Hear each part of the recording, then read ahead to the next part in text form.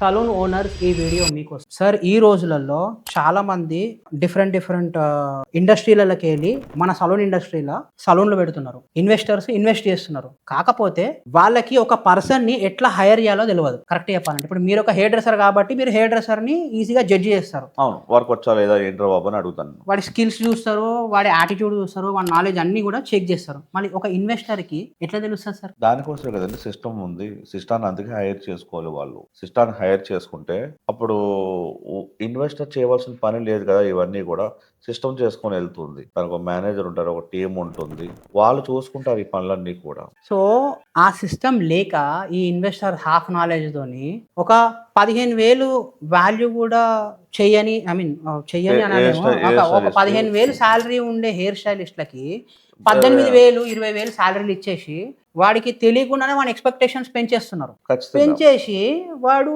ఇంకా నెక్స్ట్ సలూన్కి వాడు ఎంటర్ అవుతాడు. నీకు ఎంతలా శాలరీ అంటే నాకు 18,000 శాలరీ అంటాడు. సరే అని చెప్పేసి ఫ్లోర్ల మీద పని చేస్తుంటే తెలిసిపోతుంది. పని చూసి తెలిసిపోతుంది. ఓ 4 హెయిర్ కట్లు చేసిన తర్వాత కంప్లైంట్స్ వస్తుంటే అప్పుడు అర్థమైపోతుంది. వాడు ఏం చేస్తాడు తెలివిగా అక్కడ నుంచి వెళ్ళిపోతాడు. జారుకుంటాడు. అక్కడ నుంచి జారుకుని ఇంకో సలూన్ పోతాడు. ఎంతరాని శాలరీ అంటే 20,000 అంటాడు. అక్కడ 20 అంటాడు. అక్కడ కూడా 4 నెలలు చేస్తాడు, మళ్ళీ అక్కడ నుంచి జారుకుంటాడు. అది కామన్. రైట్.